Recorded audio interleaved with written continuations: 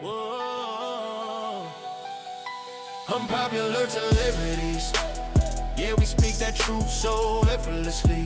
Living like no script, just energy. From the block to the base to the legacy. Unpopular, yeah, celebrities. Started with a combo, now the world leaning in. Four vets in the room, let the stories begin. No filters, no scripts, just wisdom and sin. We talk, hustle hard, and the places we've been. From the field to the mic, that growth is the lesson. Turn pressure into presence, that's the real confession. Got the crowd tuned in for the raw and the rare. You can feel the truth breathe through the air. Unpopular celebrities. Yeah, we speak that truth so effortlessly. Living like no script, just energy. From the block to the base to the legacy. Unpopular celebrities. Talk music, talk ball, talk rank and salute. Every topic on the table, every word in pursuit. We the voice for the ones that the world overlook. Turn pain into punchlines, life into the hook. Yes, in the chair, we breaking the mold. Every episode's heat, every message is gold. No gimmicks, no mask, just purpose and peace. When the lights come on, that real don't cease. Unpopular celebrities. Yeah, we speak that truth so effortlessly. Living like no script, just energy. From the block to the base to the legacy. Unpopular celebrity. We ain't chasing fame, we redefining the game. Give light to the name that the system can't tame. Got the people tuned in, cause they feel our lane. It's the voice of the real, not a chase for acclaim. Mic check, then the vibe start to settle for a host. One stage and the truth is the metal. So before that show start, let the beat breathe steady. When you hear that name, just know we ready. Oh yeah, when you hear the name, just know we ready.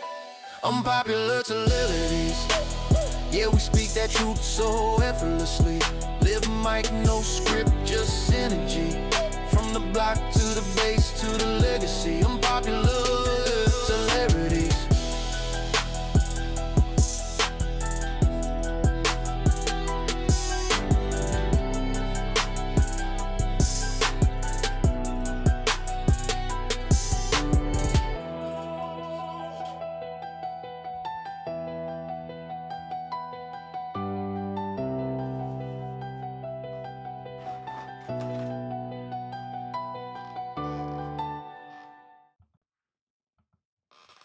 What up, people? Dang, why I sound like I'm echoing? What's good? Hold on. I'm lost. All right. Clear my voice. Clear my voice. Let me get this. Did I close it? Oh, no, I didn't. All right. Bing, bing, bing. Got everything on and cracking. Let me see. What the heck is that?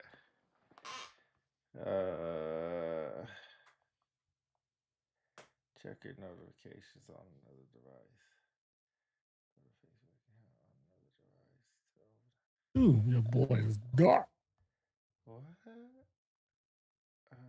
Hold on. All right, ladies and gentlemen, I'm on the other computer setup, so I don't have my key lights on this side. I had to get that squared away next time. My bad. But your boy is dark. Dark skin, stand up. Yeah, he is dark. Dark skin, stand up. I had a joke, but I'm not gonna say it. My wife would be mad, so I'm not gonna say it. Hold on. We got a good show for y'all today, ladies and gentlemen. We're just going through some audio technical stuff to make sure our stuff is squared away. I'm excited about this one. You in the building, put down in the chat who you are, man. Name and status. All you defenders should know what that is. Name and status. Come up with your call sign. If you all secure, come up with your call sign. Man, do I remember when I was a defender, man, young defender, being on post, tired, and I would always get a jump in my chest when I heard that. They were like, Defender control, all post patrols. Going to a status check, come up with your call sign and status. You be like, oh. Because if you miss it, they coming for you. They coming for you, boy. Lima Charlie Tango, what's up? L Brown in the building. That's In really the low. building. That's low? Uh-huh. That's good. I can fix that. Oh, okay. Yeah, there you go. Much better.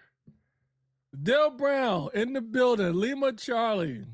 For you non-defenders that may listen to this podcast, don't worry. We're going to help you out because it's probably some defender jargon we're going to go into that you be like, what does that mean?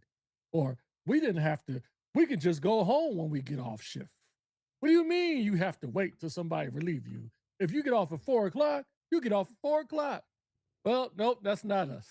That's probably one of the reasons why people did not like being a defender. You just can't go home when you want to. You have to wait until you're properly relieved. And sometimes that doesn't mean when they show up. Because you have to go through a bunch of equipment and you have to go through everything that happened during the shift. And God forbid, if you do not mention everything and you miss something, you can get recalled. What do you mean recalled? I'm off shift. Why do I have to come back? Bro, you crazy. When I'm off shift, I'm off shift. Y'all can get bent. Not when you're a defender. Ain't no such thing as off duty. So if you caught the thumbnail, man, first and foremost, we thank you guys for being here today. I'm your host or co-host, Philly DC, Peace Human Beings. Plus, you have your co-host and engineer, Code 10, Robert Roll. That's what's up, old school defender. You got my co-host Pete here. You got other co-hosts, Jessica Play and Del Brown in the place. Welcome to Unpopular Celebrities. Let's see. I'm eating macaroni and cheese with ice cubes in it. Okay. Hey, you must be in one of those states that's going through a freeze, because we are too. Those who are in Texas and Florida, you would probably agree if I said Texas and Florida should be their own country. Country. Why in the world does Texas have freeze overs? It's Texas. We're in the Southwest.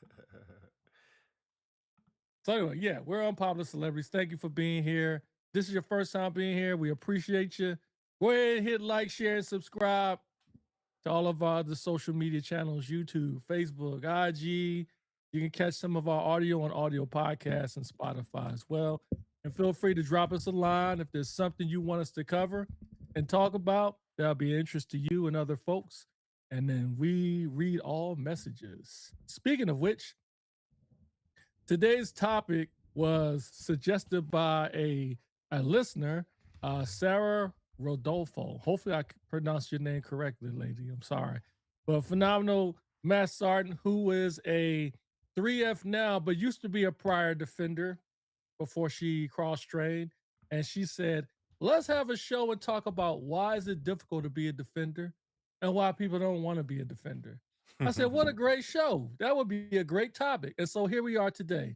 We're going to talk about today, why do folks don't want to be a defender, and what are the pros and cons of being a defender? I can't wait for this. I'm sorry, go ahead. No, I'm super excited to talk about this because I got a lot of opinions about our beloved ex-career field. Beloved ex-career field. Yes, I have a lot of opinions, and I'm sure everybody else out there has a lot of opinions also about this, but I have not been shy about these opinions. I've always shared them because there are a lot of good and a lot of bad. But there are some good. You know, there's positives behind everything. Devon McCoy, I got beef with you because we supposed to set up a show with UMU. Trash. And we never did. And you said, hey, just contact me. We contacted you like 6 months ago. It was back in 2025. That's how long ago it was. Still waiting. Great teams, bad teams. All right. I'm ready to dive right into this however you want to do it. I'm ready. All right. So before we get started, just to give you some of our credentials so you don't think we're outside of the career field and we're bashing another career field. Full transparency, I myself am a prior defender. I'm still waiting on I'm sorry. Today I'm gonna do it for real, That's my brother. crazy. I'm sorry. Oh man, look, I'm even Rocky sorry. yelling at you. I'm That's sorry. I'm crazy. going to do it today for real. For real, During for the real. I'm gonna do football it. games, we'll see. Thanks for reminding me. I'm going to do it today. But I have served 32 years, currently still serving 1 month left in the Air Force. And shut up. I'm sorry. Be quiet, Rock. I don't like yelling at my dog. Um, I served 32 years in the military in the Air Force, and I have about 24 years in the security forces career field. I ascended to the rank of chief, and I did 24 years in the military or in the Air Force. I'm sorry, 24 years as a cop before I ascended to the promised land and did something else. And so, Pete, you want to Yeah, share your so credentials? I did 18 years. Well, see, it's a mixed bag, right? So I did 10 years as security forces. I'm sorry, 6 years of security forces, 10 years as K9, and 2 years FTAC, and then 2 years as a first sergeant. So I'm all over the place, but 8 years as a regular cop, 10 years as the world's greatest K9 handlers, and then 2 years FTAC, 2 years in between that time I was an instructor, so all over the map, all over the map. But we do have our security forces berets. Mine's actually somewhere around here. Somewhere around here. It's in good shape too. He When said DC somewhere finishes around my here. records, I'll set up the show. All right, thanks, Devon. I'll let him know that we're all waiting on him. That's Tony not gonna make me Bostic in the move building, faster. Tony ex-defender B in the as well. building. All right. Devon McCoy said I was 12 years as a defender. People be hating badly in SF. Yeah, they do. They do. 12 years. 12 years. That's a long time. And then cross train to something else. That's a long time. All right, go ahead. I'm ready to go. I'm ready All to right, go. before we get started, I want to throw out 3 questions to the audience, and feel free to put your answers in the chat. If you're a defender, what made you stay or leave? Would you recommend this career field to someone today? And finally, what's one thing leadership doesn't understand about security forces? Okay, for that being said, let's go ahead and get started. First, let's talk about the reputation of security forces. So, as a defender myself, I'll quickly say I was taught when I first came in back in the early 90s that being a security policeman, because that was the time when we were security policemen, our reputation was highly regarded in the Air Force. We were sharp, uniform looked good, it was crisp, we had good discipline, and we were dependable. And we were always taught, don't confuse your rank with my authority. Full transparency, I didn't want to be a cop. I came in open general. They got me. They said, yo, there's no medical jobs open, but if you want to leave Philly, easiest way to get open general. I was like, yo, am I going to get the job I wanted? Well, only if you get open general. When you get there, you'll be able to pick any job you want because then you're open to everything versus medical. I was like, sign me up. Next thing you know, I'm a security policeman. Over to you. Yeah, that was a quick synopsis. I didn't want to be a defender either. I actually wanted to be personnelist, which is weird because that's the squadron that I was the first time for. But that's what I wanted to be. But the delayed enlistment program was like 3 months long. So of course my recruiter was like, I can make you a defender ASAP. Or I'm sorry, I can get you in the military ASAP if you just want to be security forces. So what did they show? And I'm sure they had it. You might have been in the video, the security forces recruiter video. Yo, I might have been in the video. yo, this thing That's had up. ATVs, helicopters, shooting all kinds of guns, throwing grenades, shooting RPGs, like going to war, Russian rolling. Like this thing looked legit. And you ride around in a police car. It looked legit. So I was like, okay, cool. He said, yeah, once you get in, you'll go ahead and do that. Yes, we ain't want DC drawing blood. What? Oh, What? because he said medical personnel's got to read. They saved you. Yeah, I know. Yeah, they didn't say that, but I qualified. My ASVAB score qualified. Hater. So anyway, they were like, we can make you a cop. So I said, all right, let's do it. He said, yeah, you can just go in. You have the scores. In 3 years, you can cross train. So I said, all right, bet 3 years I could do that. 18 years later, still a cop. Go ahead. That's my story. 18 years and still a cop. Yeah, yeah. Yeah. All right, I'm gonna let you finish. I'm gonna have to put my dog out, man, because he tripping. He tripping. Rocky trying to He tell about tripping. cops. Yeah, he Hey, tripping. so, Hold on. Hey, go ahead, continue. Go yeah, ahead. so I mean that's pretty the good thing about my journey, I had nothing but good bases. I have never been to a security base. I have never been to a missile base. So I have no idea what that life is like. And everybody says you're not a cop until you do that. Well, I must not be a cop because I've never done those before at all. As Philly gets out, I'm not sure if he froze himself or if he's frozen because he looks crazy right now. So when he comes back, I'll make sure I tell him he's frozen. The doodling, yeah. For real. How do you think of these things? The doodling. All right, so yeah, so I had nothing but good bases. My first base was overseas, so that was good, and we didn't wear gates, so that was good. The second base was stateside, and that's why I was like, oh, f this cop BS. I deployed twice while I was overseas in 3 years, so everything was good. And then I came stateside, and I realized what a gate was. I realized that a senior airman wasn't ish because we had nothing but masters leaving flights, techs being master sergeants, and everything else. DC looks like Lovey Smith. Y'all got jokes. Yo, You you're got like jokes. pixelated right now. Like you're going. And I am. hopefully it doesn't mean that our programs have got about to crash because that's always what happens. All right, let me check. No, you're something. good. You're Keep good. going. Don't move nothing. You're fine now. You're just dark. Yeah. God, dog. It's all good. He said I'm just dark. You can turn on the light in there. Don't you have the light up The top? light is bright up there. It's not on my That's face. hilarious. All right. What's good, brothers? I pray that y'all are doing well. Hey, everything's well. Thanks, Chris. I appreciate you always coming and checking on. All right. I will let you go after we read Tony Bostic. The most misunderstood career field in the in the Air Force that requires an incredible amount of resilience and mental toughness. Definitely not for the mentally weak or sensitive. Ooh. So basically, you just say we just pick on people. You said basically we just pick on see, you people, look a lot better now. Pause. I look better now. I mean, Okay. you don't look as dark. Oh, He said you. So you. Oh, I see how it is. Turn your All right, screen so- brightness up or something. You got jokes, huh? All right, go jokes. ahead. Go ahead. You done now? Yeah, I'm You done. Go finished ahead. now? Go ahead. I just told As- everybody I didn't have a bad base. I didn't ever went to nukes. I never went to missiles. I never did any of that crap. I don't think any base is bad. However, I would say for a defender, you could say they were bad because if you went to, say, Minot, anywhere in northern tier, you're going to work missiles, and that goes into one of the problems or one of the things people don't want to be a defender is because of the schedule.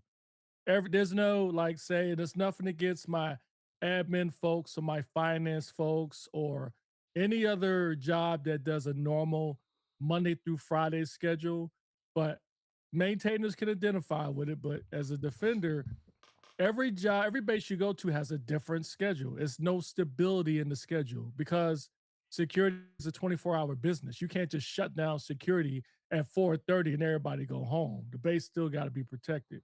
So if you go to Northern Tier, you're going to work called a missile schedule. I think that's what it was called. Yeah, it's like a missile schedule where you go out in the field. You can work 4 days in the field away from your family, 4 straight days, but then you get 6 days off. But it's not really 6 days off. You get 3 or 4 days, but then when you get one day that's a training day, then you get one day as a reconstitution day, and then you're out in the field. Mhm. So that's why these are one of the reasons why people don't want to be cops. But to Tony B's point quickly, I think not everyone can be a defender because it does take a bit of mental toughness. It's one thing to come to work at your desk. And again, nothing against my other fellow AFSCs that has that job because somebody has to do it. But as a cop, your day changes. There's some days where it's boring, and there's some days it's high paced. And it's like you just don't know what's going on. Some days you're bored, like you're on the flight line. Shout out to my straight leg security folks. I was security when I came in. Straight out to them. Shout out to them. But it's not like being on the flight line and you're on an entry control post and you're watching a plane or a building and you got people that's going by every single day for 12 hours. Really, it's 14 hours to be honest, because when you know it's time and they say guard mount broke, you don't just walk off post. You got another 30, 40 minutes, maybe longer, depending on where you posted at. Then you gotta hope they don't forget about you. They gonna pick up everybody else. You don't get left. Yeah, that's crazy. Anyway, I'll pause there. I'll pause there. All right, a couple comments. I want you to read Tony Boston because it's a longer one. Leave finance alone. No, love our finance people, especially on the first. I said I'm cool with finance. Especially on the 1st and 15th. Or No we should smoke. say the 30th and 14th. Yeah. Love being a defender. Good morning. Good morning, Josh. Huh. Josh, Security forces, it definitely isn't for the weak. We're going to talk about that. All right, here goes Tony Bostic. Well, if you could read that. All right, let me enlarge it. All right. Tony B says there is proof in the pudding, though. How many group and command chiefs? Oh, man. How many group and command chiefs are pride defenders? Our career field is so hardened that either you sink or swim. Those who learn how to swim become absolute gorillas when it comes to leading. Ooh, let's spend a few minutes on that compliment. But anyway, before we do, go ahead. If a flight chief has 3 options, they're going to choose the worst option just to make people mad. Talk about that too. If a flight chief has 3 options, they're going to choose the worst option just to make that. I know what you're saying. Hey, Devon, I get what you're saying. Some people might be too far removed. I get. Look, Tony Renee gets it. 100%. Wait a minute. 100%. All right, somebody gotta explain that to me. I'm lost. Wait, we'll go back to Tony B's because we got 2 more. Then we'll go back. Favorite words to hear: guard mount broke. Worst words to hear: rebound. Hey, for sure. Hey, attention all post patrol. Stand by for the following net message. After work today, do not go home. We will have rebound. That's the worst. Shout out defenders, but nah, I'm cool. I'd much rather be on the flight line. Really? Hey, I agree. I agree. Devon was dealing with some cloud. Yeah, me too. All right. So go back to Tony Bostic's point.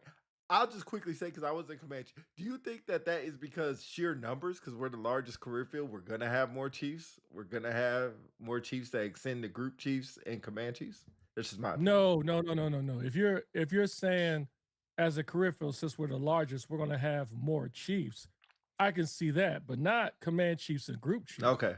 That's your lane. I would say, if anything, I would say people in the Air Force get this idea that defenders are dependable and they're structured and they have high standards. And that's why a lot of people hire defenders. Thomas White says, y'all defenders got Stockholm syndrome. Yeah. Y'all claim that on y'all VA disability. All right, then. But Tony Boston brought up a good point, and I would tell you that was one of the reasons why we advocated to the then top cop to allow folks who left the career field to wear their beret. Because when you wear your beret, the airmen see us, when the airmen see us, they got to know that their experience, what they do as a defender is valued. And one way to show it is to see people who left the career field and are representing as defenders at senior levels. So you got a group chief that's wearing a beret, command chief that's wearing a beret, and Shao Day Wolf, who is the current chief master sergeant Air Force and is a defender. That makes 3 defenders who served as chief master sergeant Air Force. I'll pause there. Devon McCoy said, I say being a defender made me a great personnelist, but that ish was annoying. Yeah, hey, you know what's funny? A lot of people like, and back to DC point, a lot of people like when cops come around and are in different career fields because they think of us as a certain type of way. And most of us are just embedded to be that way. Like, we can't even change if we wanted to. We just think that's how it's supposed to be. Hey, Devon McCoy has a question for all y'all active duty people. Can I wear my beret? No, because you're in another career field. Isn't command chief a different career field? No, that is a specialty career. That's specialty career field. You still maintain your core AFSC as a cop. So wait a minute. You're still a cop. That's special duty. Command chief is special duty. First sergeants can still wear their berets.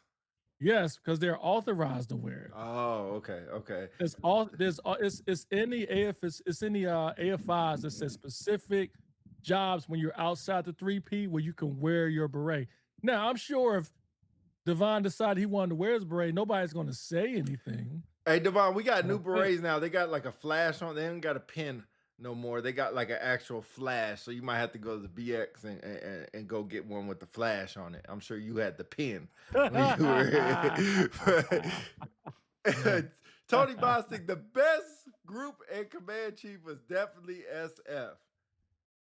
I mean, I feel like most of the ones I had were Um, pretty good. SF makes the best diamond wearers too. I would hit the button, but I ain't got it. Amen to that. Amen to that. Because we dealt with everything that First Sergeants deal with. If you've been in the law enforcement community, security now cops, that, the security cops is different. I will say there's two sides to that though, because sometimes cops can be bad first sergeant. Because as a cop, you've got to get out of. He said, "I burnt mine." Devon, ladies and gentlemen, Devon McCoy said he burnt his beret. Hey, so, what I was gonna say, if you have a defender, because look at it, right? When Thanks, you Dooley. are a shirt, most people believe defenders are standoffish, too stubborn, Yes. too much discipline, right? Yes. So Too as a much shirt, discipline. right, you've got to, as a shirt, you've got to be able to see both sides. Right. And most defenders can't get beyond a black and white, especially if you're a core security guy, right? So Yes. as a first sergeant, you already losing because most folks have a stigma about cops, and we'll get into that too.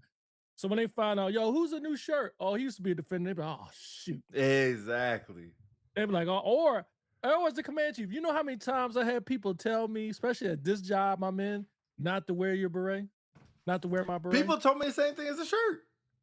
Told me They that said all it the was time. intimidating. They said it was Yes. intimidating. They said I'm gonna lose people. Yeah, exactly. Yes, yes, Exactly. Yeah. You know what's Exactly. crazy is that shout out to all my airmen in the 56 FSS because I love them all. Well, most of them, but all of them, but most of them, but all of them, but most of them. Okay. But they would tell me, "Hey, Shirt, you're being like a cop right now, or you sound like a defender right now," and I really had to check myself, like, "Dang, maybe I am." But sometimes it's like, "Yo, y'all need to hear this ish," because y'all acting like personnels right now. Sometimes y'all need some injection of a cop blood up in y'all so y'all could be a little pause. That sounded crazy. So y'all could be a little bit more disciplined and have some pride for what y'all do. Find some pride. Because I will say one thing about a cop. You need to find pride in your work. Because back to Philly point, some days it's boring. Some days it's so busy that you're not going to go home until 6-7 hours. Well, I won't say that long. 4 hours after your shift. The bad thing is back to Devon McCoy's point about flight chiefs going to have 3 options. They're going to pick the worst one. They got to stay too. So usually, not only do you have to stay as a patrolman for whatever you're dealing with, the desk sergeant got to stay, the flight chief got to stay, the assistant flight chief, if they're good, they usually stay. Everybody got to stay. Well, not everybody, but usually those 4 or 5 people had to stay, which sucks for everybody. And then you got to show up. Like, this is what I love. There's no, oh my God, I worked 4 hours out of my last shift. You better show up on time for your next shift. It don't matter how many hours you went over. I'll pause. I won NCO of the year cross train a month later. That's how bad I was. Yes, sir. Yes, sir. All right. Yes, Then. sir. Okay. Hey, Devon is letting out all his business. Yes, Okay. sir. All right then. So Freddie let me Kincaid in ask. the building. Let me ask this then. So I'm curious if I think some people put it in the comments of what they feel about those 3 questions I posed. But where does the stigma, negative or positive, come from? Does it come from internal or from the external? Both. So we have a stigma of eating our own. I will say other career fields have it just as bad. Some are even worse on a different level. We make our own miserable. Some people just hate on their own. But we make our own miserable. If we want to hate on each other, we're going to make each other miserable. So I'll say the stigma actually comes from I hate to say it because we got a lot of people in here. Y'all old timers are the stick. Y'all are the grandpas that say I had to walk up a mountain, both sides, barefoot in snow to get to school every day. So y'all gonna do the same thing. So don't complain about having to sit in a vehicle and be bored because I had to sit there on the gate. Blah blah blah blah blah blah blah. Old people can't let it go to how they had it worse. You know, you were probably of that era that you had to walk from plane tip to plane tip or whatever it was, Yeah, or I wingtip to was. wingtip. Yeah. Never done that in my life. I've never been on security without a vehicle ever.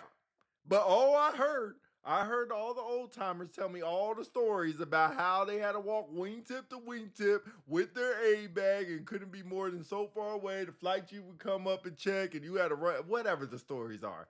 But anyway, both. I'll let you comment. Then we have a lot of comments. Okay. All right. Let's read the comments. Uh, I don't know what to say about that one. all right, there go. Oh, Tony Bostic has the long one. All right. Tony B says the turmoil you go through prepares you for all kinds of craziness. A ton of non-SF career fields need discipline, and in most cases, want that defender to get that much needed standard that's missing across the force. That's why the success rate as a shirt is so high. True. Tony Renee, Devon McCoy out of Holloman too. That damn base. I Hey, I told was them to at separate Holloman. me when I was. Dang, she said separate me. Holy crap. Wait, go back. She said she was at Holloman. She said, separate me. when I was Yo, you wild. That was a Yes. wild comment. Josh Boy, that was Fool wild. says both intern. Yes, Del Brown says in Unk words, both. Yes, both. Definitely the old head defenders. Thank you, Freddie Kincaid. We got five. old head Wait, defenders. anybody who came in prior 9/11, anybody who came in prior 9/11 is an old defender. Because if I hear one more story about how 9/11 y'all got called and had to sit out there and blah, blah, blah, blah, blah, nobody cared. Anyway, eating our own is actually a lot of cases holding the stand. Ooh, I never thought about it that way. Some are.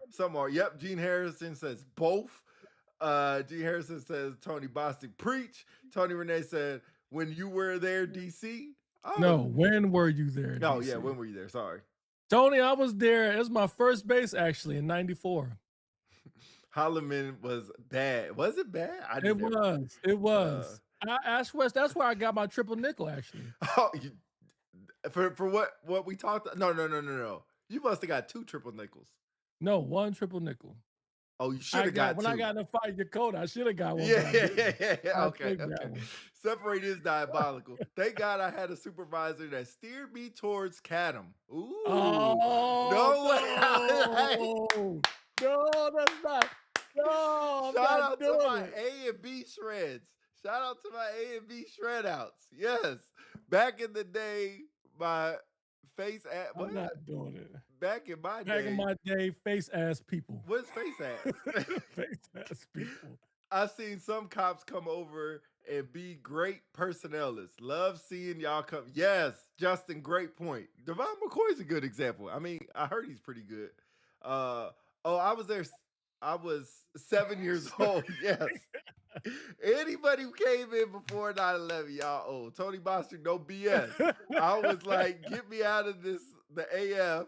But I got a Lotto traded K9 or Cadam instead. A and B shred. Shout out. Gene Harrison, another B shred. The best get a triple nickel or so I heard. That's right. Yeah. That's back in the day. All right, go ahead. They said, you got a good chief of your miss when he got an Article 15. Hey, you can check that. I swear, I want to say this and then you're good.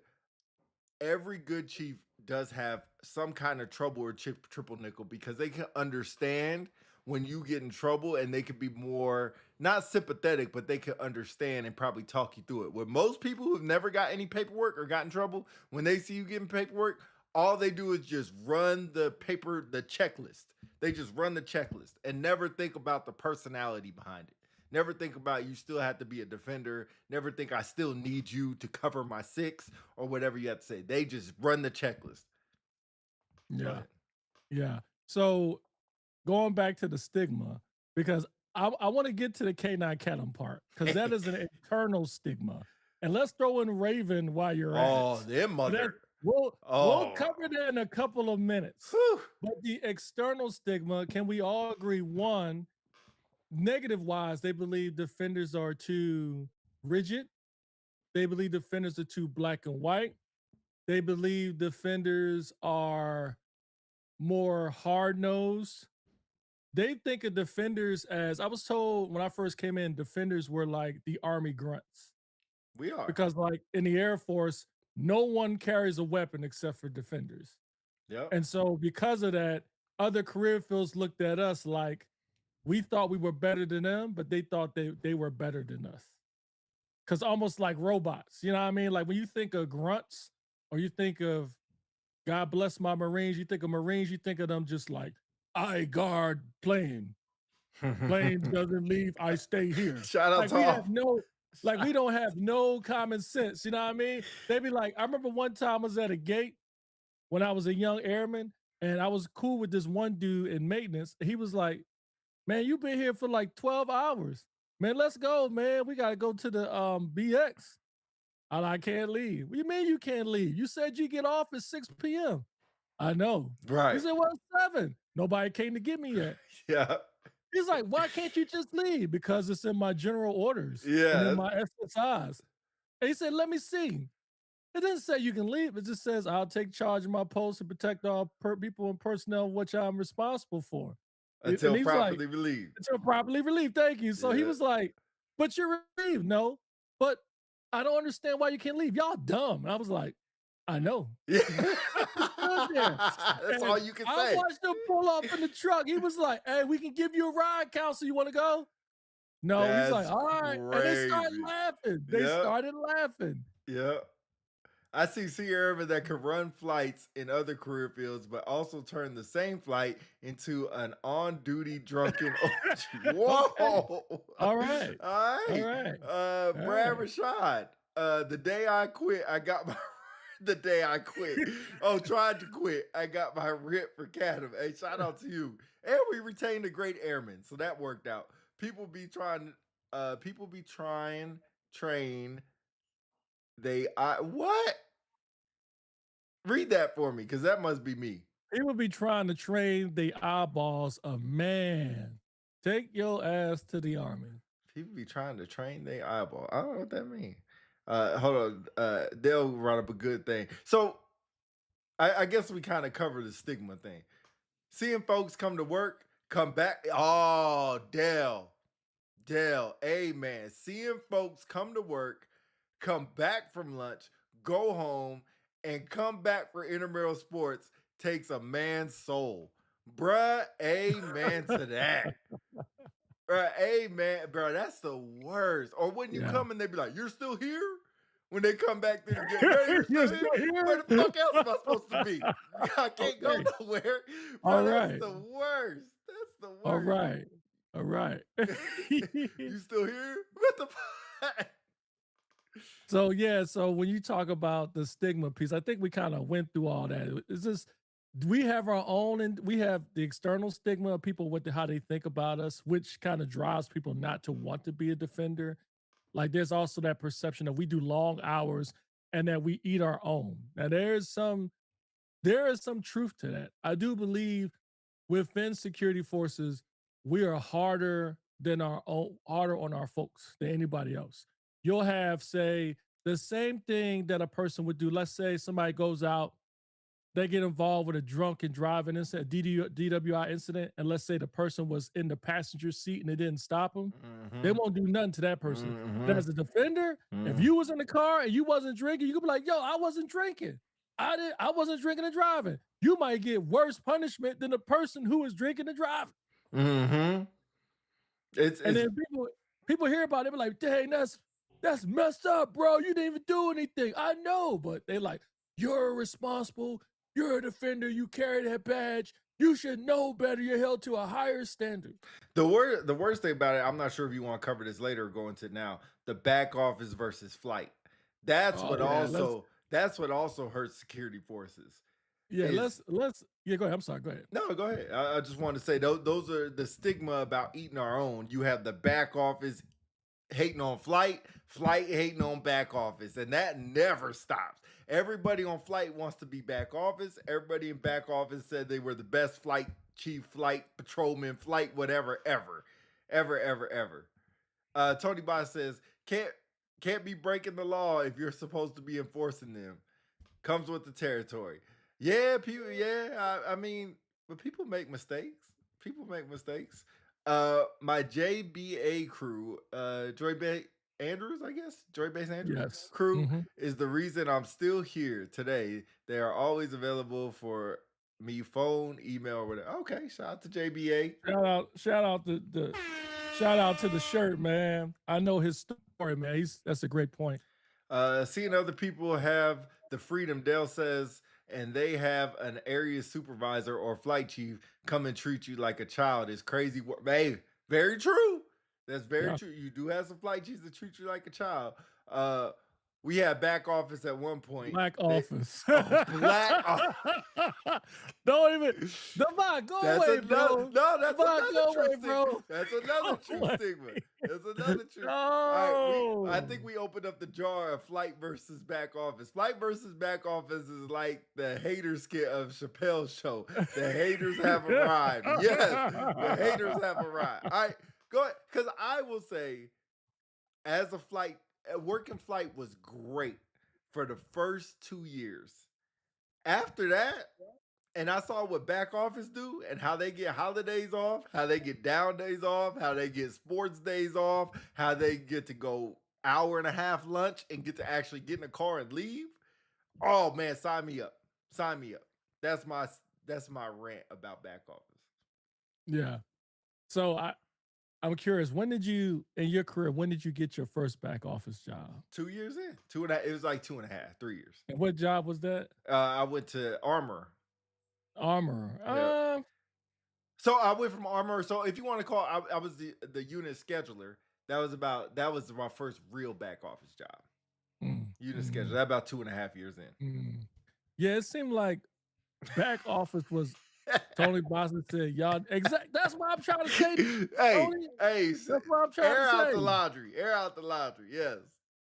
The black make office sure is before we read every comment from Devon, we make sure we say from Devon McCoy, he said this, so we know it's coming from him. This dude said black office. That's true thing. That is a true statement. Yes. I was involved in a base that had none. I had a chief tell me.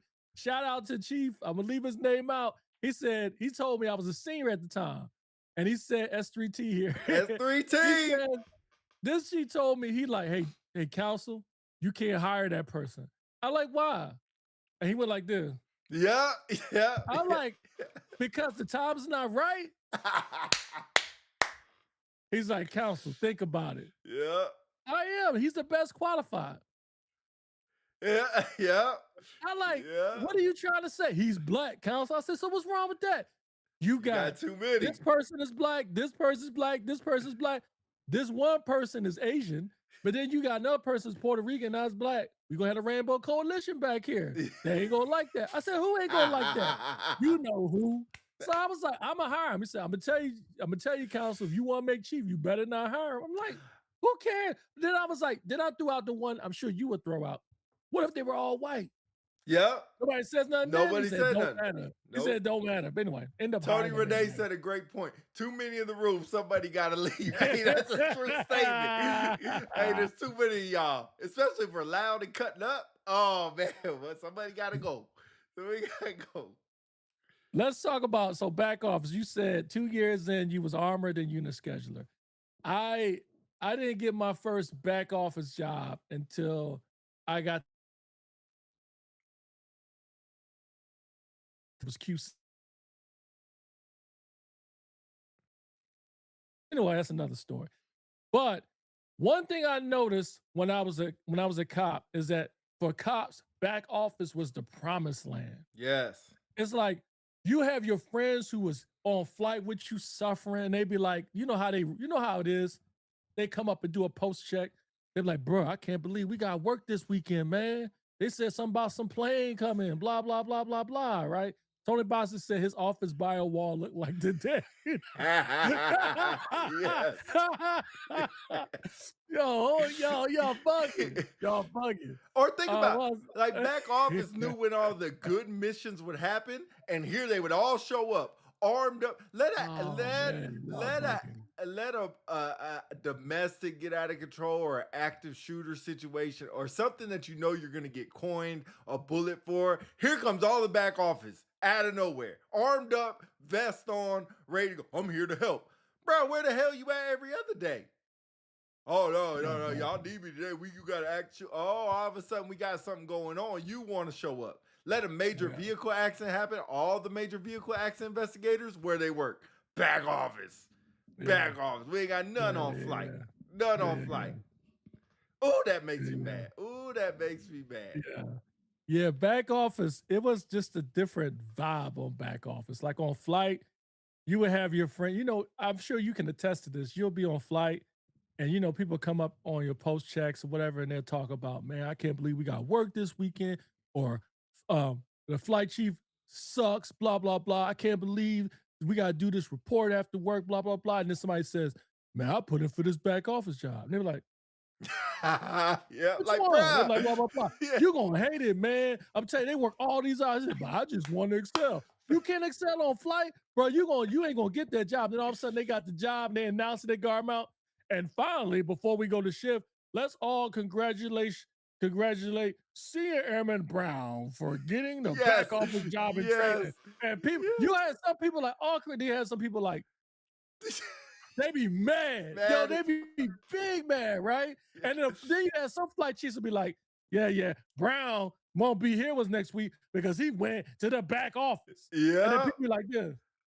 And they're like, all right, anybody got anything? Post. Yeah. And then they give you the shittiest post your last day. Oh, yeah.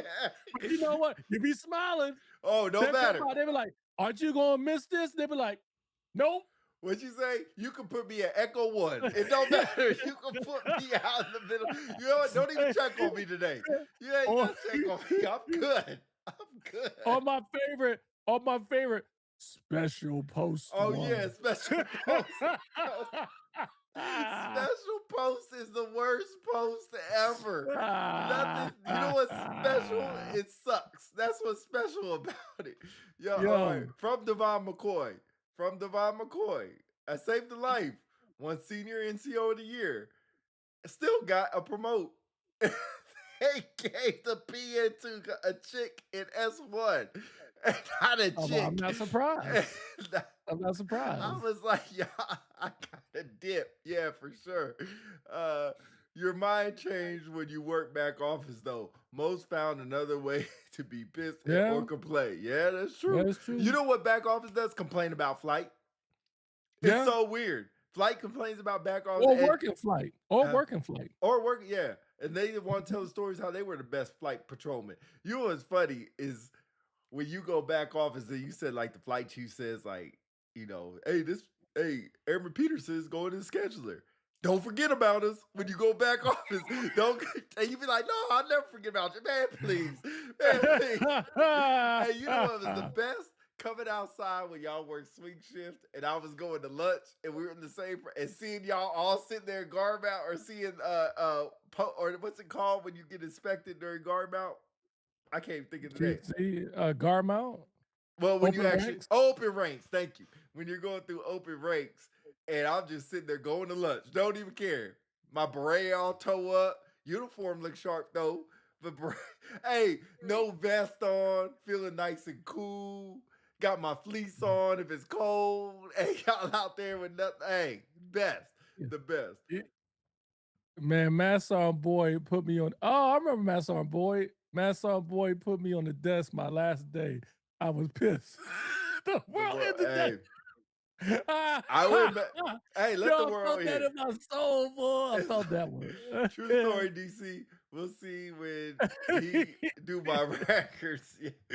Devon McCoy. Don't be mad, bro.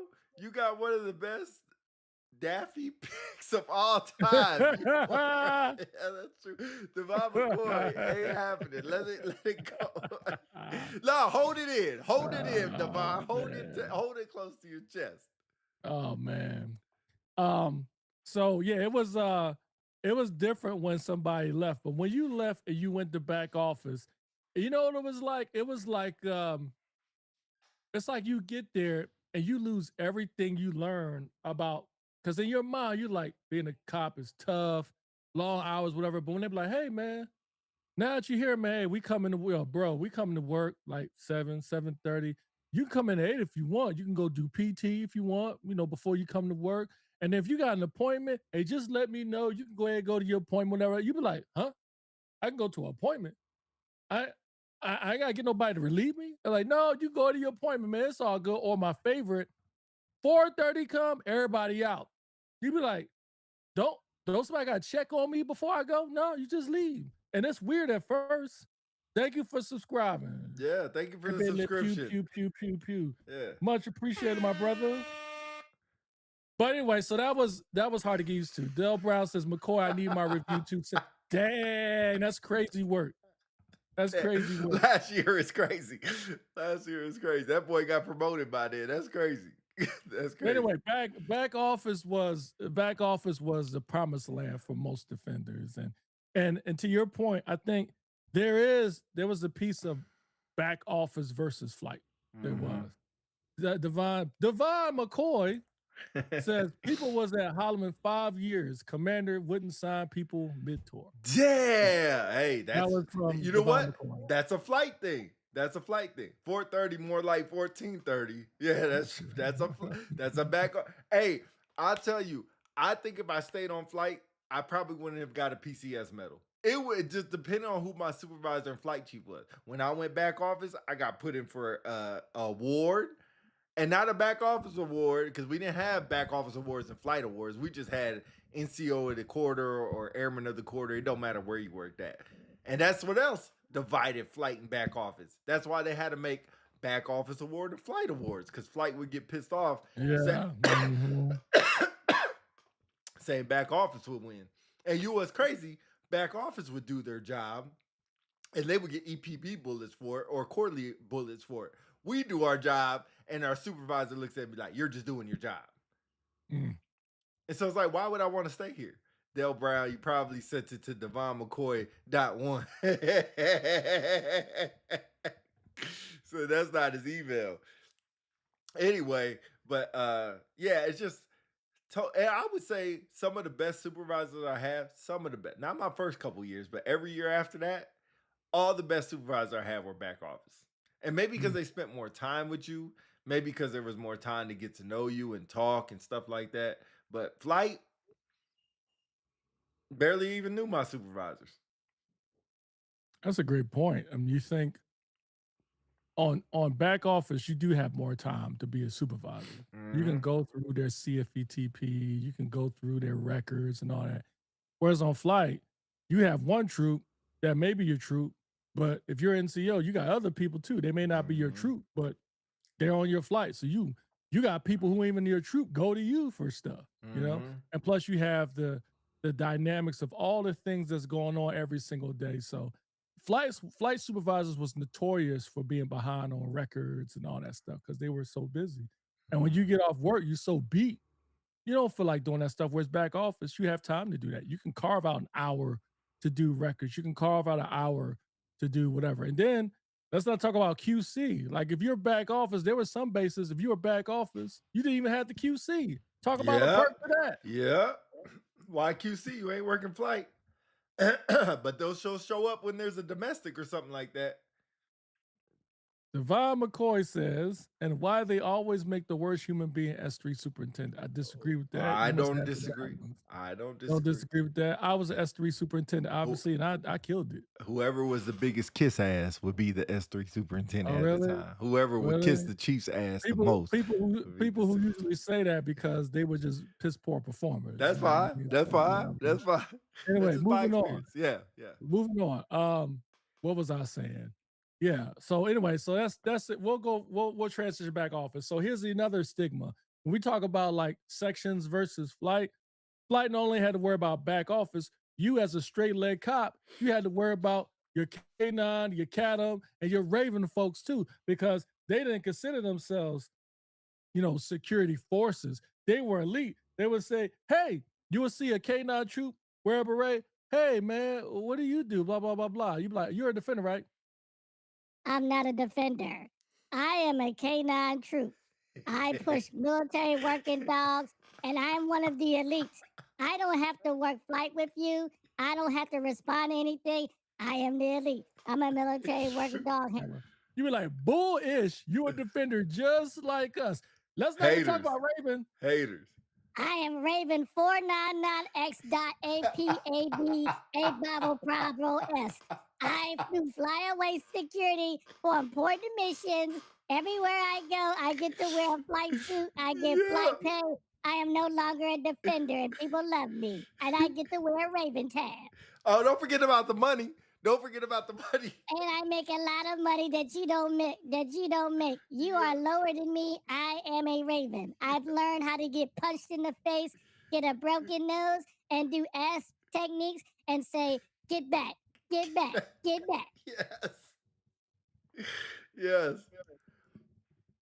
Wait. Devon McCoy says it was S3 NCOIC because they were trash and need to be hid somewhere.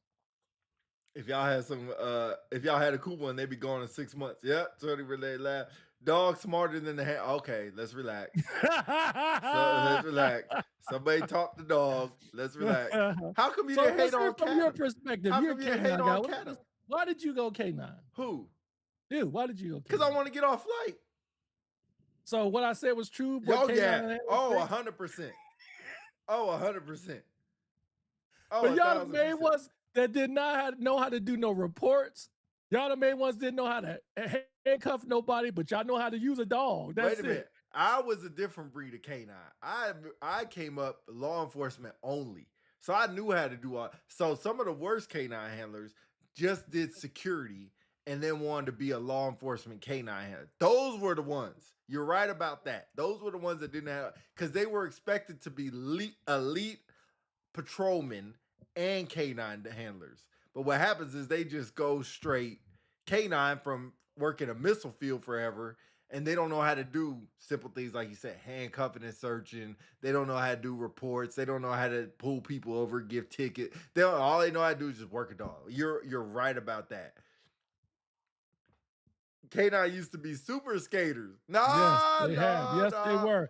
Yes, they were. Yes, they were.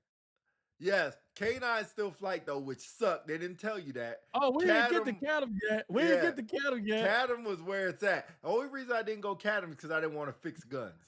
It's the only reason. I hated shooting. I hated cleaning guns. I didn't want to fix them. Ask flight to check on the kennels. Nah, motherfucker. Wake up and do it yourself. Hey, Devon really was a cop. Devon really was a cop. Pete said I wanted to get off flight. Exactly. You know what's funny? When I went to K9, our K9 section was their own section, so they didn't have to work flight. They just worked when they wanted to. They didn't have to. Man. And then I got to another base, and they were like, "No, you work flight. Oh, weekends and everything." I'm like, "Here we go again. Here we go again. Here we go." Let's see. Justin says one of my superintendents at Base Honor Guard was an SF Raven. He was a different breed. Yep. He ran an honor guard like he were SF2. He didn't win a lot of people because he treated his full-time staff, us, and our augmentees like we were his guys. Yeah. Once again, I am Raven 5.787653, and I am the greatest SF ever. You know what's crazy? What I love is when we got the patches that you can wear on your carrier, your plate carrier, and people would have Raven number 74793. I like, or K9, or no, Catum never had it because Catum never wore their damn plate carrier. But you would have the Raven or K9.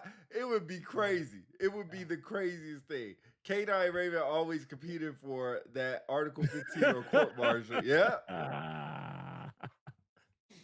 Oh man, well let's not forget about Catum though. Let's give Catum some love because Catum, when you get back there, Catum, It's almost like this is their time to shine. Oh, I used to hate when I used to go fire, and you had that one dude who was on your flight, now's the captain troop. And I'm like, hey man, look, I went and looked at your target, bro. You're like 2 off. Hey, if you don't qualify, you're gonna have to come back and do it again later on tonight. You know, the gas mask firing. And they be like, hey, you missed a bot. You be like, bruh, you can't just give me 2. Right. Like, nope, can't give you 2. It's important. You must be able to know how to employ your weapon. Whatever. Del Brown says most of the time, folks that are on flight hating on back office personnel are the same ones when job ads come out, they don't submit applications. That's true. That's true. They be hating but don't want to do it. They're like, oh, I'd rather be on flight because they like that. Some people do like the schedule, especially if you're on Panama, because they don't want to work 5 days straight. Mm. So some people actually like that. And some people actually like being off on weekdays and stuff like that. So yeah, there is some truth to that. I say K9 and Cadam got along great. We got along great with each other. Yeah, because y'all was ostracized by the flights in the Yes. back office. Yes. Y'all thought y'all Yes. would like. I used to love when they be like, "Hey, Roger, we have copy that. We have an alarm at the financial bank. We need somebody to respond. Roger, Kilo 9, En route. I need you to respond." No, they be like, Roger, can't do that. I'm at the kennels. You ain't doing ish. Don't give me that crap. And when they do respond, they don't know what the hell they doing. They be like, yo, why are you going to the building? There's an alarm activation. Did you know the difference between open and closed facility, bro? Don't You know care. what I mean? We a dog handler. You know what the best is? What used to aggravate flight chiefs the best is if they need us to do remount. Like, no, can't do it. Got to feed the dogs. Got to feed the dog. Got to feed the dogs. Or Kilo 9, we need you to respond. At the kennels, feeding dog. My dog just ate. He can't work. He just ate. Can't get bloat. Can't get bloat. When the red hat looks back at you by marking your target, you know it's a wrap. And Dale, there are tons of people who ain't even good at flight, but want to be back office. Like, we can't rely on you at the gate. How the hell you gonna run a pro? Hey, Josh Hood, that's a great point. But back office is all about hookups. All about hookups. Mm-hmm. The biggest hate I ever got, they found out my flight. Oh, it's from Devon McCoy. It's from Devon McCoy. Let's make sure we make it clear. The biggest hate I ever got, they found out my flight was in Panama 8. How the hell y'all in Panama 8s? What's the rest of the flights doing? You can't be in 8s and everybody else in 12s. What the hell? There were some flight chiefs that did that. That's crazy. Gotta feed the dogs. Gotta feed. And Scott Roy was on here. He knows what I'm talking about with that. Hey, he was a Raven. I think he was a Raven. I'll say I think. Yeah. Yeah, I think he was a Raven. Oh, look, here goes Scott Roy right there. I think he's a Raven. Let's look. I got a lot of good friends that are Ravens. I'm just gonna throw it out there. Let's just have this discussion. I was never a Raven. But come on, let's be honest.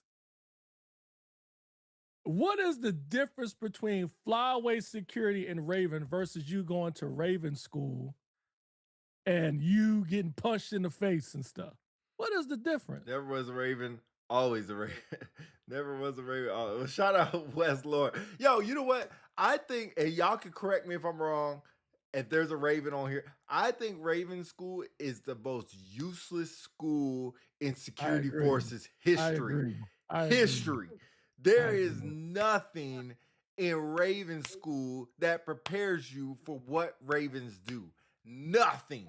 Nothing. You know what? I got more when I was with Scott Roy at RTC and they took us through a 6-minute Raven class, sitting there with your ass tucked in your damn sleeve and sitting there when somebody comes up to play, how may I help you today, sir?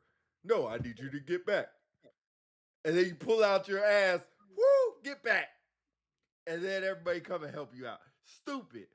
Raven 1208 here. There go West Lawrence. West Lawrence a Raven? No way. Scott Roy is a primetime skater. Don't surprise me. Okay. West Lawrence is the voice DC using your.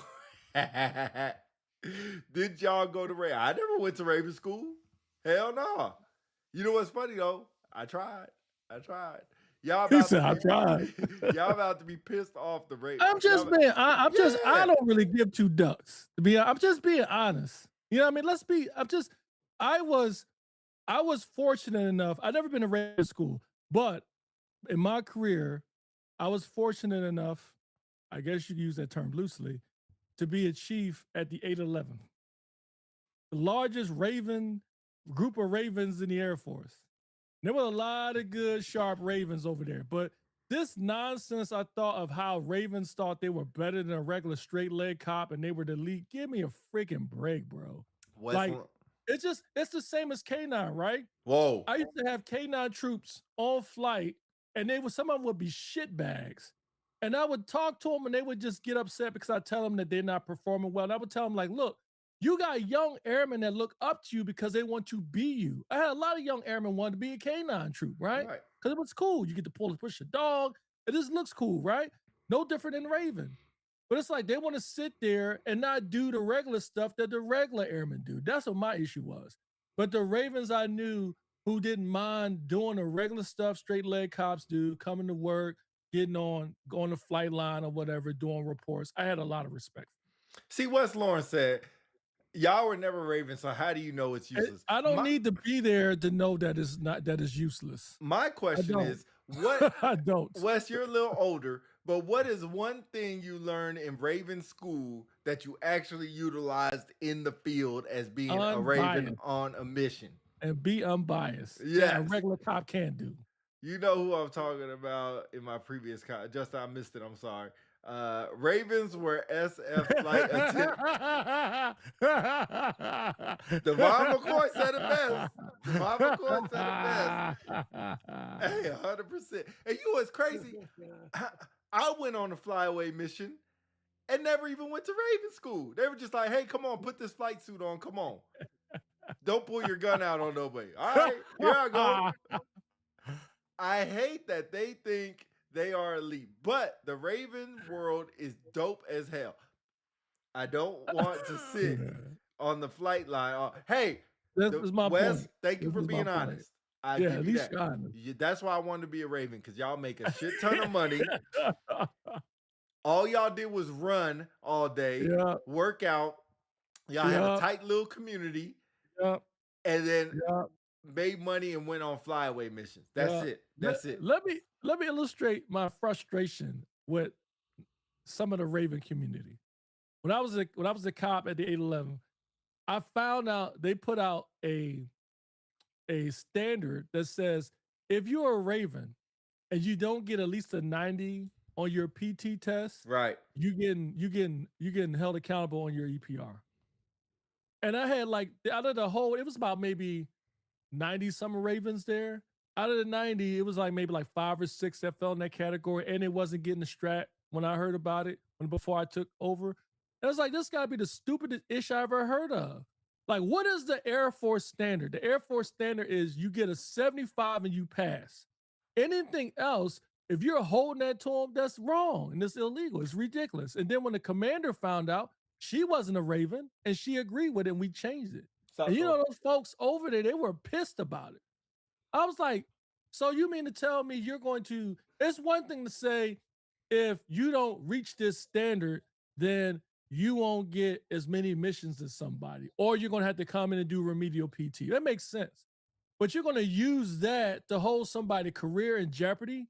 They have a passing PT score, but you're going to say if they don't get a 90, that's why I got an issue. Yeah. Well, so I respect exactly what you said. And you're 100% right. I'm glad you're not one of these Ravens that think that you go out there and save the Cobalt. You would have made sure the Cobalt Towers didn't collapse if you were there. I'm glad you're not one of them Ravens. What's the point? Is just say you want the money, but the elitism.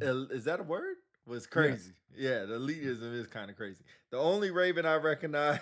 And they're trash. And they're trash. And they're trash. Yeah, it does reside in Baltimore. That's funny. And they're trash.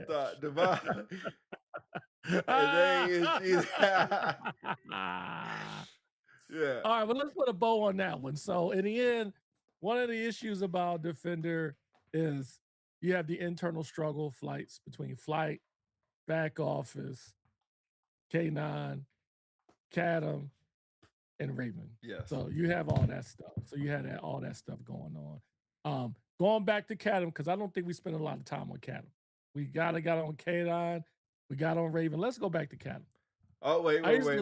Hold on. One more thing from West Lawrence, then we'll move on. We need to realize, I agree with y'all, but there are several SF cats you don't want to deploy with. Why would we let anyone just fly around the world and represent the Air Force? There should be a standard. Okay. I don't. Anyway, let's move on. We had a Exactly, from the Bob exactly, McCoy. We had a exactly. fat dude who was Raven, and we started calling him Pigeon. I'm just being honest. I don't. Devon is Pigeon. ruthless. Pigeon. Ruthless. All right, go ahead. Go ahead. Next thing. I'm sorry. Cadam. You said Cadam. Cadam was guilty of not wanting to leave their perch over there in the Cadam office and come work flight. Yes. If we ever got low on people, we were always told by the ops officer in ops suit, "Hey, go tap in the Cadam." Oh my God! It was like, "Oh, we can't go. We got base firing this weekend. We got base pop. We got this. We got that." Be like, bruh, you're 100% man. But if I lose this person, one thing I'll say about Cadam look out for each other. Oh yeah. They're not going to be like flight people. They'll be like, "Oh, we need somebody to work the air show." Blah blah. Flight to be like, "Hey, take this person. Take this person." Then it's be like, "Take this person. Take this person." Cadam. Oh no, they go. Hey, now you gonna take somebody from our cold, wretched hands or whatever. Hey, Tony Renee, we're airing out all the secrets because y'all Cadam. One thing about y'all, like Philly said, y'all gonna look after each other. That's number one. Y'all gonna make sure that y'all get enough off time. That's number two. Number three is y'all gonna make sure y'all never go back to flight again. If y'all gotta stay staff sergeants for 17 years, y'all gonna do it. And you don't care. Yeah. Like, I've never heard a Cadam person say, "I'm the best Cadam instructor in the." They never compete against each other. They're just all happy to be. And you know what? Nobody talks about shooting Barbecues. competitions. You know what I'm saying? They always got rally doing competition, like you said, competitions. They play video games. Yes. And they're always far away from the main base. Yes. People on flight will go over there to hang out. And you know what's cool about Cadam is you were well liked because you would hook up the commander, the chief, the OPSO, everywhere. Hey, don't worry about fire. Yeah, don't worry about fire. Yeah, so that was. I was the best. Truth be told, I was a benefit of having Cadam. Because they took care of me in the command. We got to shoot the new SIG. They be like, I'm like, yo, they be like, "Hey, chief, you got firing? Don't worry about it. Don't worry about it. So that was the thing. But back to my point about Cadam. Cadam was smart. All right, let's get to all these comments. We got a lot of comments. Tony Renee, especially if you get attached to a special warfare. Oh, is that something different? I know Cadam can get attached to a special warfare. Yeah, man, they work with the SOG. With we had one call. Oh, that's back to the Ravens. Kung Fu Panda is crazy. Cadam always thought they was special because they had them damn hats. They was killing. I'll wait. Cadam when you need them for. They always got base pop firing when it's like they schedule base pop around exercises or anything else. Anything. I was Red Horse. Scott Roy says, "Cadam swears they busy. I did an unannounced visit. Cats were doing the oil change." Yes.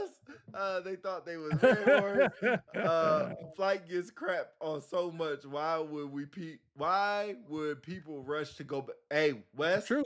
Great point. It's a great point. All right, read that one. Joshua Wells says, "One of the best and worst things was seeing who you got posted with." Man. We gotta go man. Yeah. We all know when it's the homie on post is about to be up. It's about to be the best 12-hour podcast episode post ever. Yeah. But if it's that DBA, man, about to be the longest day ever. Yeah. We're a wing program. They're talking about Cadam. Yeah. Devon McCoy, I was Red Horse, though. This Red Horse thing, man. Cadam. Facts. Oh, snack bar? Oh, yeah. They always smell like it.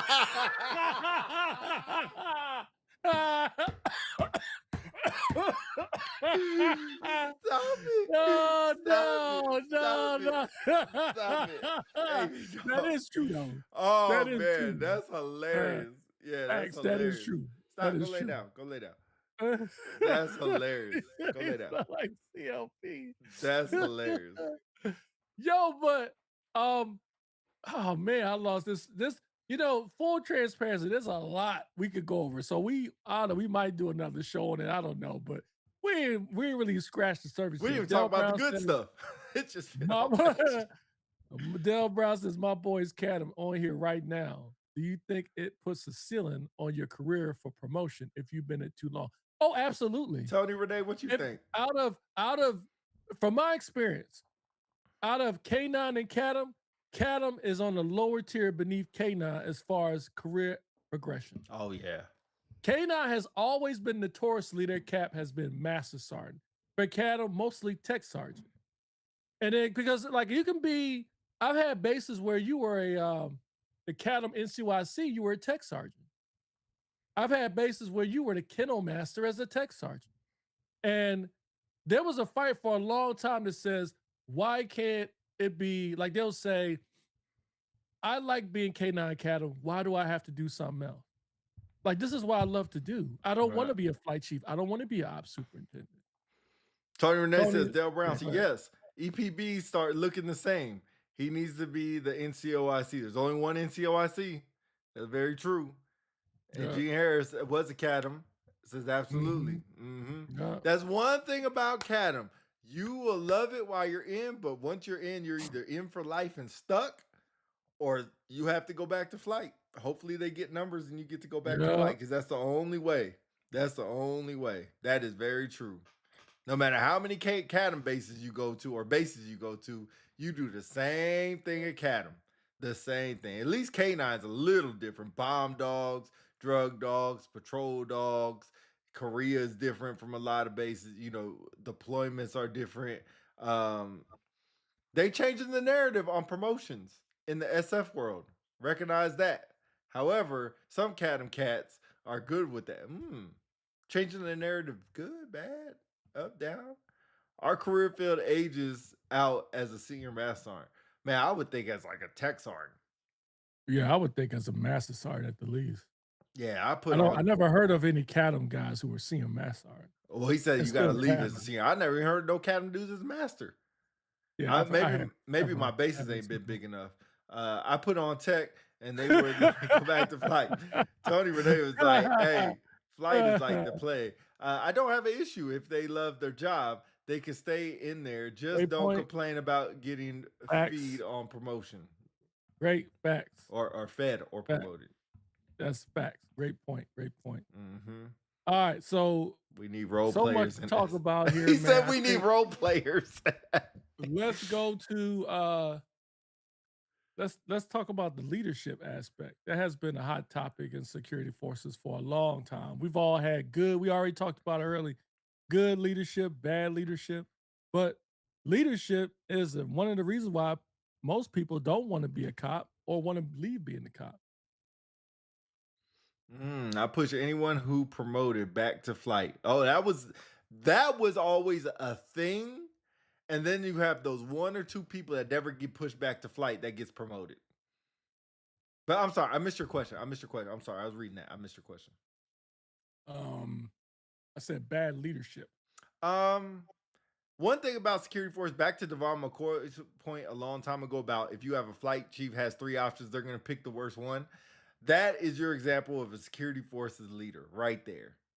Right there. You have some really good ones that can still be tough, still keep standards, and still be really good supervisors. Why? Because they take care of you. The worst ones are the ones that just talk the talk, shout out Anthony Riley, and never walk the walk. Those were shout out Marquez, whatever the fuck his name is. Shout out him. Shout out what's that, Jackson? What's Jackson's first name? Keith Jackson. Shout out Keith Jackson. Bitch ass mother. Anyway, those were the ones that would sit there and just talk and not actually like I don't mind if you hold me to a standard. But when I start exceeding the standard or start holding your standard, I need you to put me in for awards. I need you to make sure I got a decoration. I need to make sure my EPB is squared away and competitive. But when you have those that just want to talk and put you to at attention because they're good at talking but not good at doing anything else, those are the worst. All right, I'm talking too much. We got a lot of comments. Devon McCoy. My worst supervisor came from Cadam. Buddy couldn't lead a stick. Or Buddy couldn't lead ish. Sorry. West Lawrence, same here. America, forgot what? Forged in the fire. Huh, okay.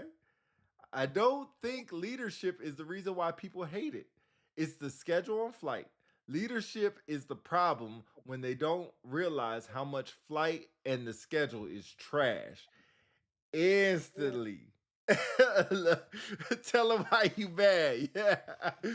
I I like this retired Pete. Damn, bro, my bad. Go ahead. Yeah, I do think leadership in some cases. You have two different things to consider. Like, I think I would argue SF has, outside of the pararescue community, in my opinion, I think the only one that can compete, in my opinion, is the pararescue community. Has had really good leadership. That the type of leadership where if you were in the shit, you know what I mean, they can lead you through it, right?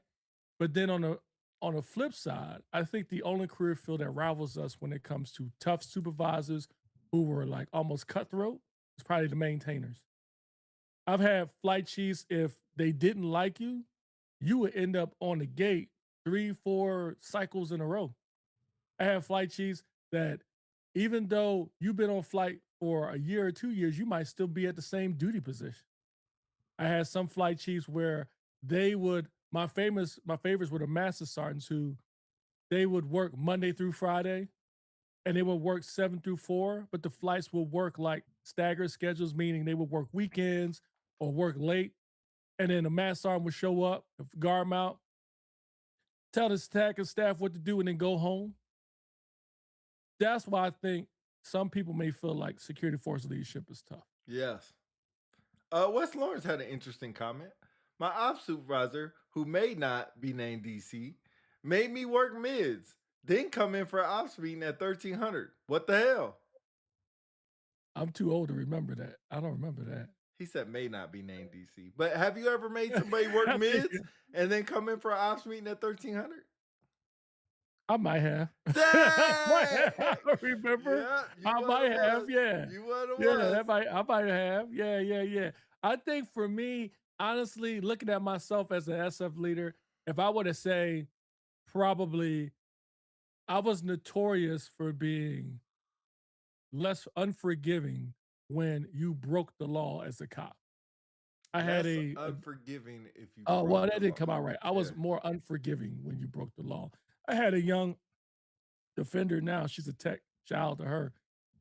She works in IMSC, and I remember she got promoted, and I went over to congratulate her, and she just stared at me for a minute, and she was really nice, and she was like, "You don't remember me, do you?" And I was like, That's "No, the I'm blah blah worst. blah." She's like, That's the "Remember, worst.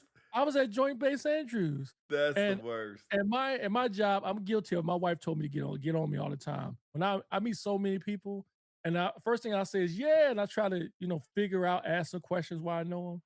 I couldn't place her face until she told me, "Remember, you took my beret in Joint Base Andrews because I had a DUI." And when she said that, it hit me because I remember that day. And that was a tough day because it was like, I think maybe the JBA, we had so many problems with people breaking the law. And then my commander was like, start taking their beret. And I was a gung ho senior at the time. I was like, yeah, I'm all for it, man. Forget these people. They shouldn't be wearing a beret. And she got a DWI. And it was a bad time. So yeah, I took her beret. And I remember she was in tears that day. And when she told me that, I felt so low. But she's like, don't feel bad. She's like, I think it's good that you did it. I'm glad you did it. I deserved it, blah, blah, blah. And maybe she was doing that to make me feel better. Right. But look at her, she's a tech. She's still in, she's thriving.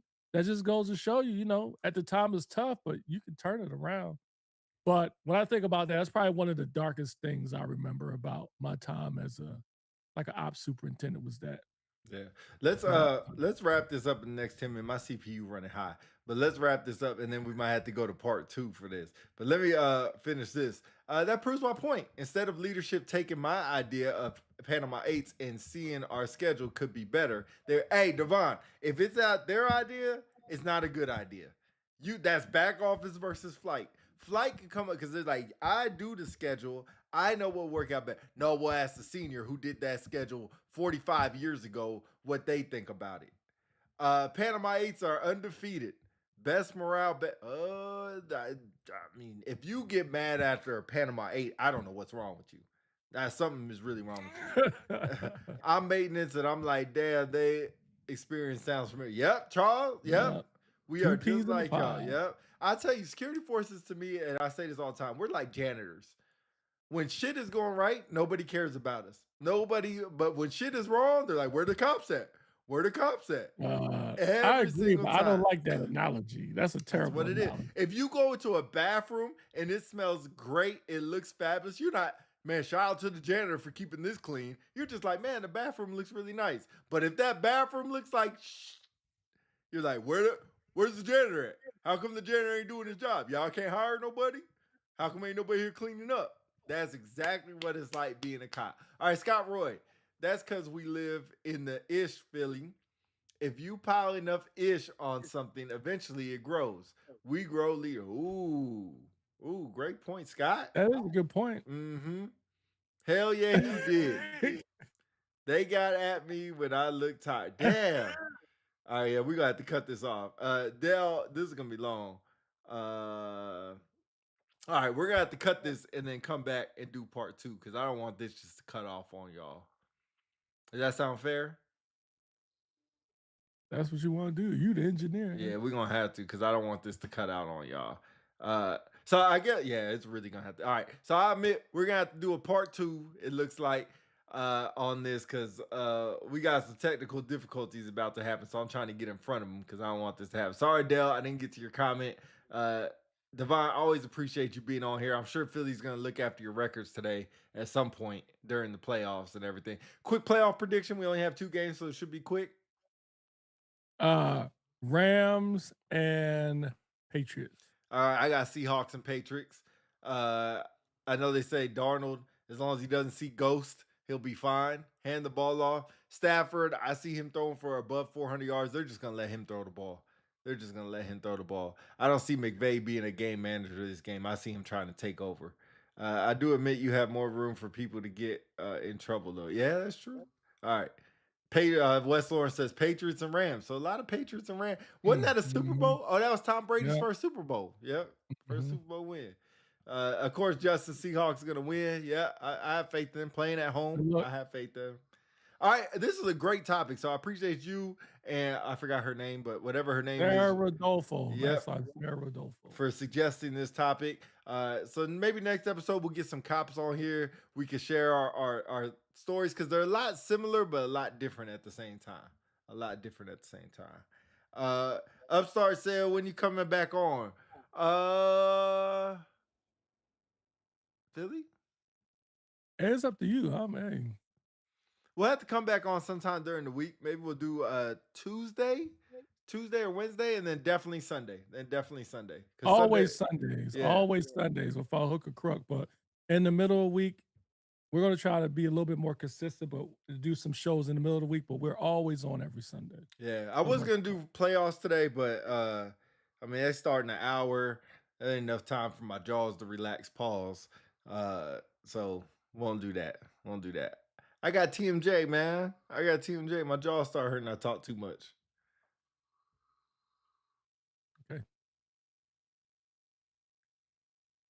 Okay. Yep. Well, we appreciate y'all listening to us, man. Thanks for all the comments, funny comments and stuff. We'll do a part 2 on the next show. We'll more likely do it next Sunday. So tune in next Sunday for part 2 of why folks don't want to be a defender. And as always, share your comments during the show. And then in the middle of the week, just be on the lookout for when we come on in the middle of the week. More likely maybe Monday, Tuesday, or something like that. We appreciate y'all. If you're not subscribed to us, and you like what you heard today and like what you saw, please Go over to YouTube, go ahead and subscribe to us. You can catch all our other shows. We have plenty of shows on there to keep your interest and to keep you entertained